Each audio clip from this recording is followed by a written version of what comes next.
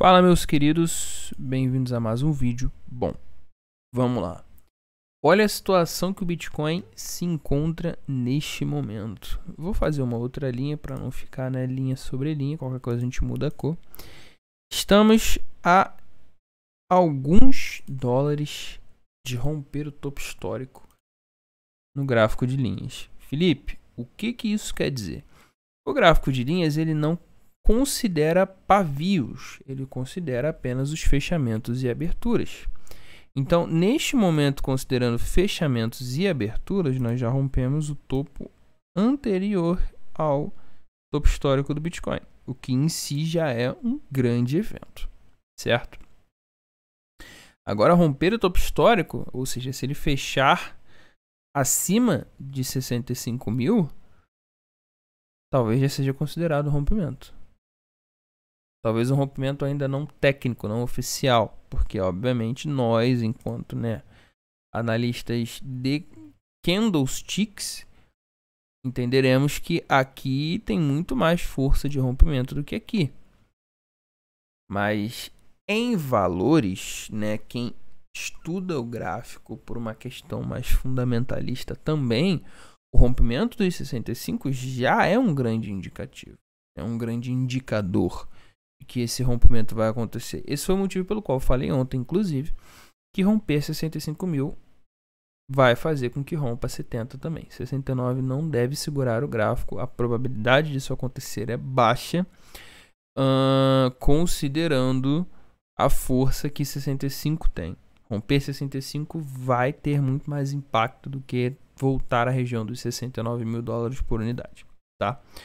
Porém, mantenho minha frase, embora eu tenha acreditado que deixaria um pavio o candle de hoje, acreditei que ele fecharia mais aqui perto da zona de 62 mil, 60 mil, para deixar uma bela pernada de pavio aqui para cima, até para aumentar também, a probabilidade de queda. Mas não, ele fechou muito bem, ele entrou numa crescente aí nas últimas horas e acabou que ele fechou fora. Quase que eu derrubo a luz aqui.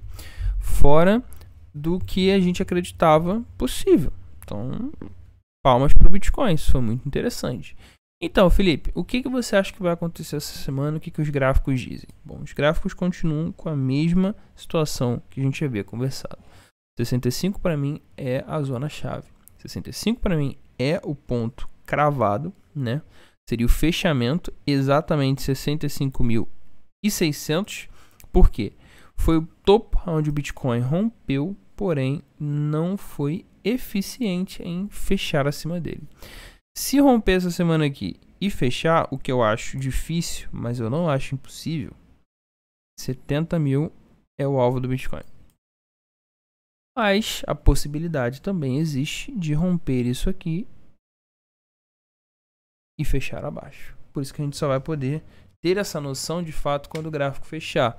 Essa zona aqui já começa a segurar bastante ordem. Essa zona aqui já começa, mostrei ontem para vocês no gráfico, já começa a segurar bastante ordem. Por quê? Porque é o topo histórico. Naturalmente, todo mundo que comprou lá embaixo, certo? Todo mundo que está comprado desde aqui vai querer executar aqui, porque daqui para cima é território desconhecido. Território desconhecido. O cara que ele comprou lá embaixo, ele já vai estar brincando aí com 250% de lucro. E a gente está falando, obviamente, de instituições, gente que movimenta muita grana no Bitcoin. Vai querer executar sim. Não acha que não vai, não. Certo? O que pra gente pode ser a última oportunidade de compra do ano, sim. Eu falei para vocês. Para mim, o suporte deve ser ali próximo da zona entre 55 e 50 mil. Não acredito que seja nada abaixo disso. O que em si já deixaria uma bela pernada de dúvida, Imagina uma semana, 2 ou 3 aí de queda para o mês de março, já deixaria uma bela zona de suporte aí para futuramente a gente voltar ao processo de alta, certo? Então, nesse momento eu estou olhando para os 65 mil dólares por unidade. Por quê, Felipe? Bom, porque para mim o gráfico não vai ter força para passar. Ah, mas você vai vender alguma coisa aqui? Talvez eu entre operando na banda vendedora sim, mas obviamente fazendo todo aquele padrão que a gente costuma fazer. Vou estar olhando aqui o 4 horas, observa que o 4 horas não está externando o rompimento, ó. Rompeu, mas não fechou acima. Inclusive está começando um processo de queda agora. Por que isso aqui, Felipe? Porque teve gente que estava operado desde aqui. O cara viu esse processo aqui, viu esse topo descendente, que falhou em romper esse topo aqui, a gente está no 4 horas. O que os caras fizeram? Colocaram a venda deles aqui. Estoparam onde? Estoparam aqui. Pensando que agora ia começar o processo de queda. Esses caras acabaram de ser estopados. Vocês estão ao vivo vendo o processo de Search and Destroy. O que é Search and Destroy, Felipe? É o seguinte, você tem a formação de um topo. Eu preciso aprender a desenhar nesse gráfico. Meu Deus do céu, é só fazer uma linha reta, Felipe. Isso, bonitinho.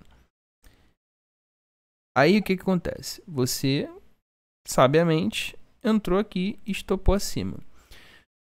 As corretoras, os grandes players vêm de dentro, o que eles fazem? Search and Destroy. Eles jogam o gráfico lá para te estopar, para pegar mais liquidez e voltar a cair. Por quê? Porque você tomou stop aqui. No momento que o gráfico romper, você vai querer entrar comprado. Rompeu o máximo, rompeu o máximo. Aí você vai querer entrar aqui, ó, comprado. Aí eles te estopam de novo e trazem toda a operação para baixo. Não adianta você falar para mim que não é assim, porque é assim. Acontecia comigo. Aconteceu demais comigo, já tomei muito com Search and Destroys.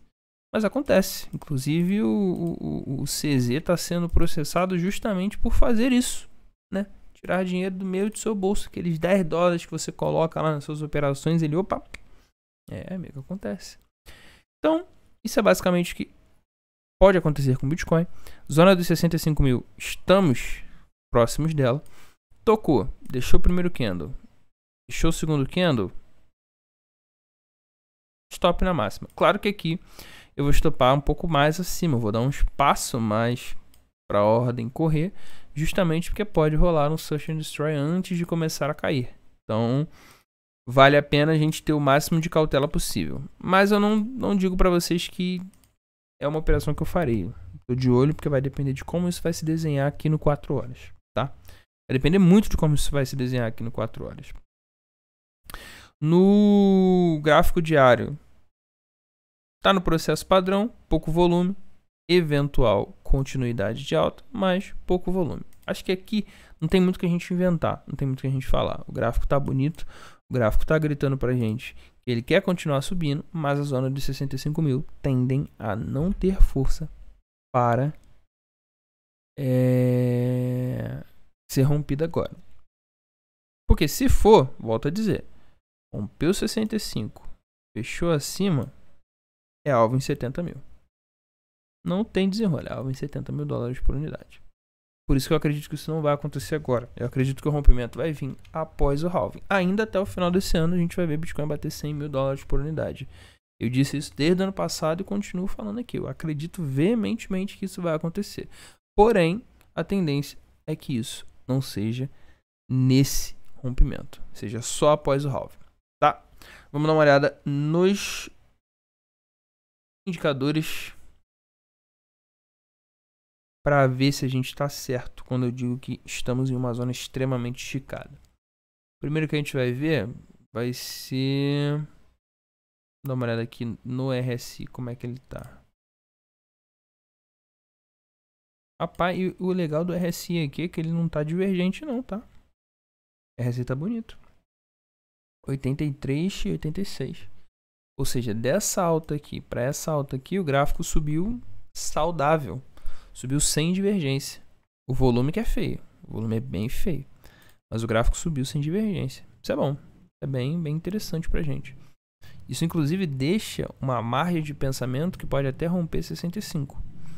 Mas se vai fechar acima a gente não sabe. Talvez tenha força. Rompeu, fecha abaixo. E se fechar abaixo o pensamento é o mesmo, né? Vamos pensar em continuidade de queda, porque o importante não é romper. Ele pode até romper e tocar o topo histórico, os 69 mil. Mas se ele fechar abaixo de 65, não é um rompimento válido. Entendeu? Lembra disso. Você vai ver o gráfico batendo 67 amanhã. Ah, Felipe, tu falou que não ia romper. O negócio é fechar. Não pode fechar assim. Porque se fechar acima também... Olha, eu não tô reclamando não, tá? Por mim, se isso aqui bater 100 mil amanhã, eu tô pulando de alegria. Então... Aqui a gente está fazendo uma análise fria e crua, mas se você perguntar o que eu quero que isso aqui rompa e vá subindo ao infinito e além, tá? Que eu já tenho bastante Bitcoin e quero transformar isso em dólar, mas a gente tem que ser, né, imparcial na nossa análise. RSI Levels. Caracolês.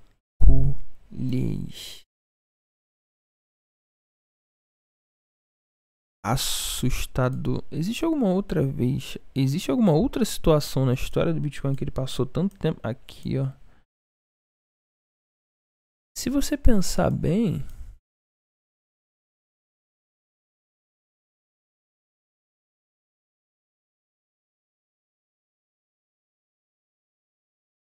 Esse ponto aqui da história foi o ponto aonde o Bitcoin fez o topo histórico dele ciclicamente.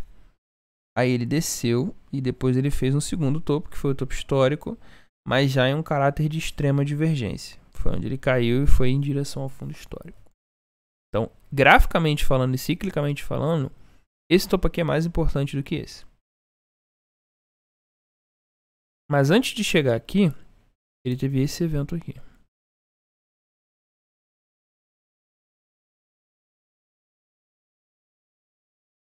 Esse evento aqui pode muito bem ser o mesmo evento agora que a gente está recriando. E eu sou um cara que eu acredito em ciclos de mercado. Acredito muito em ciclos de mercado. Então a gente está falando aqui de mais ou menos até o topo real. Umas 14 barras, 15 barras. Até a gente fazer o primeiro topo do Bitcoin. Se a gente pensar em mais ou menos a mesma coisa, seria daqui a 105 dias. Rapaz, pouco depois do halving, então. Halving seria em abril, 105 dias. Seria mais ou menos aí... início de metade de junho, mais ou menos, por aí. Pouco depois do halving. Isso aqui é loucura, tá? A gente tá fazendo uma análise cíclica pensando aqui em um indicador apenas. Não vai simplesmente botar uma venda casada aí para junho, não, né? Porque a gente está usando exclusivamente o RSI Levels e um histórico do RSI Levels para tentar fazer uma projeção como essa. Aí a gente pega essa projeção, que foi o que eu acabei de falar, talvez em junho o gráfico esteja buscando aí, sei lá, 100, 200 mil dólares por unidade, e tentando fazer uma projeção de possibilidade disso acontecer em junho. Existe uma possibilidade, ciclicamente falando? Sim. Fundamentalmente falando? Sim. Graficamente falando? Sim. Porque se a gente já está em 60 e o halving ainda nem passou. Porque observa como aconteceu aqui, ó. Ele rompeu, ficou uns 2 semanas acima do RSI Levels. Aí ele fez um fundo, né? E o fundo não chegou a romper o candle inicial. Então, se for essa mesma ideia, não vai romper 50. Isso foi o que eu falei para vocês. Não vai romper 50. Fez um N, né? E dá-lhe para cima. Até o topo histórico. Então, se esse for o caso, e montasse um N aqui, a gente ainda viria para uma pernada pelo menos até uns 90 mil dólares até junho. Interessante. Por isso que eu gosto de ciclos de mercado. Eu não acho que o gráfico ele simplesmente toma decisões baseadas apenas no que é fator presente. Eu ensinei isso no meu livro. Você tem que olhar o presente ao mesmo tempo que você olha o passado. O gráfico recria muitos padrões. Por quê? Aquilo que você está analisando, outras bilhões de pessoas estão analisando exatamente igual. Só que muitas delas utilizam os padrões de ciclos. E justamente a galera que tem muito. Eles não vão olhar só o gráfico agora. Tá bom para comprar? Vou comprar. Não. Eles fazem uma análise total. São profissionais feitos para analisar mercado. Então os caras vão pensar passado, presente e futuro. Fundamento, gráfico e mundo externo. Eles vão levar tudo isso em consideração. Deixa eu dar uma olhada no mensal aqui no que tange o RSI Levels. A gente estaria mais ou menos aqui ou aqui, né? Mais ou menos aqui. É mais ou menos aqui. No mensal já não bateu muito legal, não. No mensal a gente estaria bem mais aqui embaixo. Deixa eu ver no mês como é que foi. No semanal, aliás. Foi na semana de janeiro de 2021.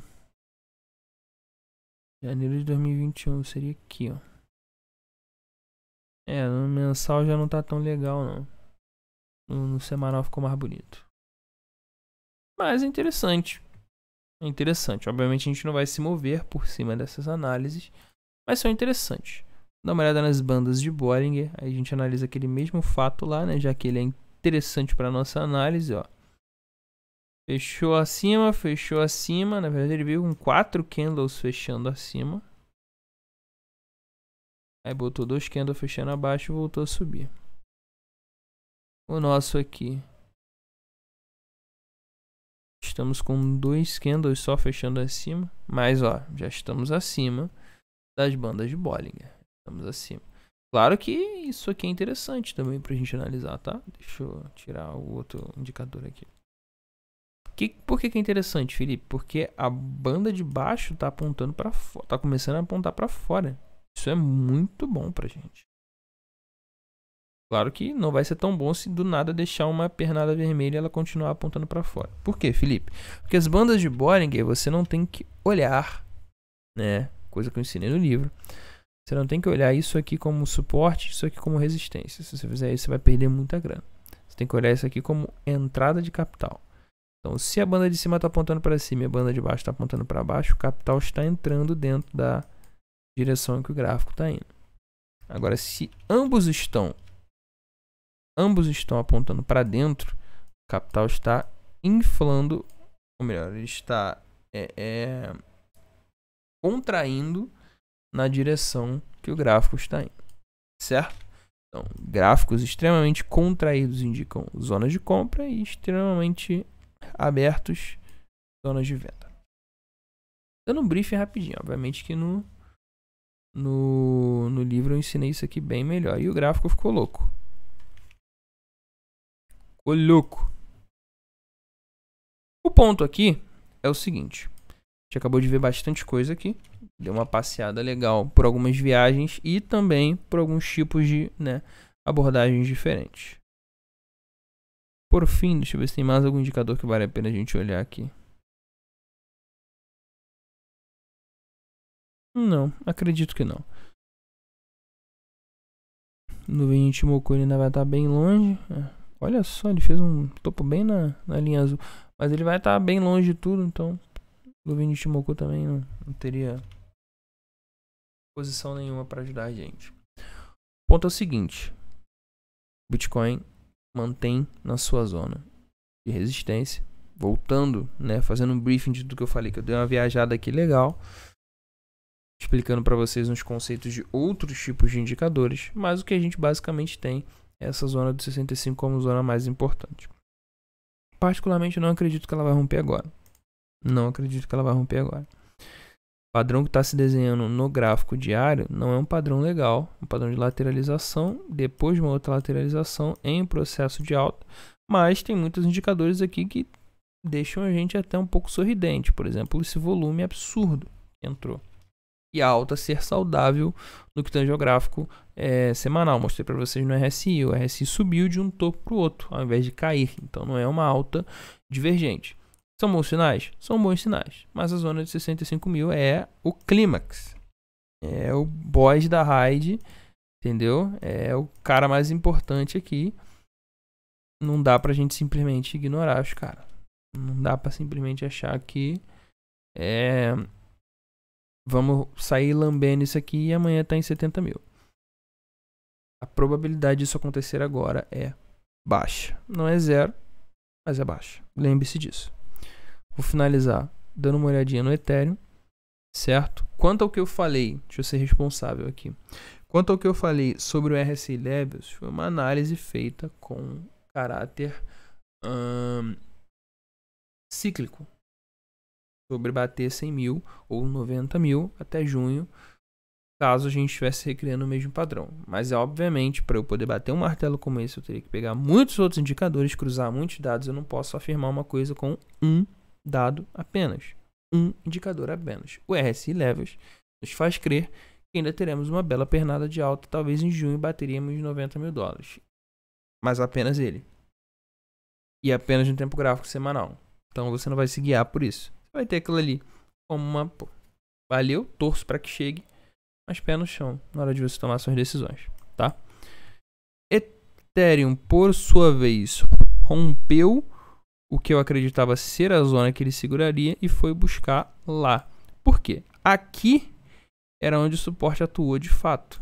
Isso aqui foi um evento de falso rompimento. Deixa eu ver se o gráfico de linhas mostra isso melhor. Mostra, aqui ó, fundo, topo. Deixa eu apagar isso tudo. Fundo, topo. Então aqui era a zona de suporte e resistência que foi rompida. Isso aqui foi falso rompimento e caiu logo em seguida. Então eu acreditei que ele ia segurar justamente nessa zona, mas não. Ele rompeu e foi buscar o topo anterior. Isso é bom, isso é muito bom. Mas também demonstra a mesma situação do Bitcoin. Ou seja, se o Bitcoin segurar na zona dos 60 mil, o Ethereum vai segurar na zona dos 3.500. 3.500 faz até muito mais sentido, né? Porque resistências psicológicas. 3.500, 4.000, 4.500. Espere resistências e suportes em todas essas zonas, tá? Felipe, e se o Ethereum começasse a cair? Onde que seria a zona de compra aqui? O fundo tem desenrolo. A região de compra dele está ali perto de 2.500. Né? A gente pode até botar o máximo desse pavio aqui, né? Região ali entre 2.700 e 2.200. Porque esse aqui é o fundo. Não tem conversa não. O gráfico de linhas, ó. Esse aqui é o fundo. Fundo. Rompeu isso aqui. A zona que foi rompida foi essa aqui. Tocou aqui, ele buscou lá, filho. Não tem conversa. Cata Ethereum, bota na tua conta e vai ser feliz. Certo?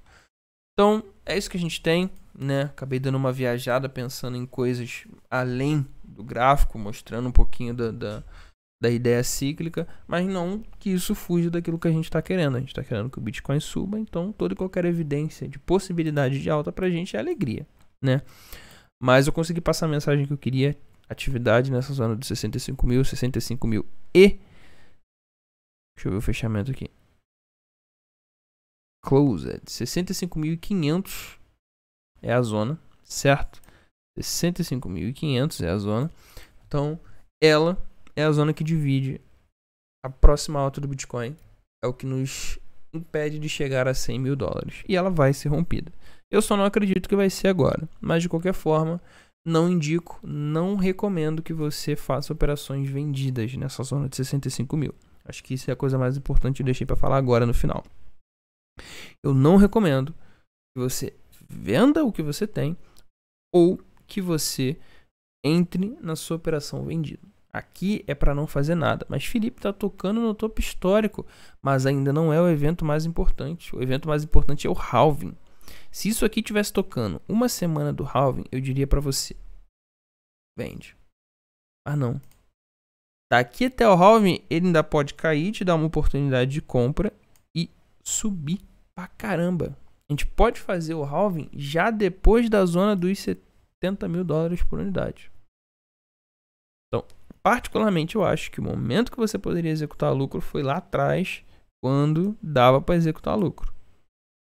Agora, é só segurar, porque tem muita grana para subir até o ano que vem. 2025 é o ano que você pensa em vender Bitcoin. Esse ano caiu, tu compra, certo? É isso. Deixa o like, segue se você não é inscrito, compartilha esse vídeo com alguém, certo? E dá uma olhada no link da descrição. Tudo isso que eu falo aqui, toda essa viajada que eu dei aqui, sobre gráfico e tudo mais, eu explico detalhadamente lá no livro. Então não tem como você ver o livro, ver os vídeos e não olhar para isso aqui e entender. Ter a capacidade de tirar as suas próprias conclusões. Que acho que isso é o mais importante para mim. Você ser capaz de olhar o gráfico e entender o que está acontecendo. Certo? É isso. Valeu. Tamo junto.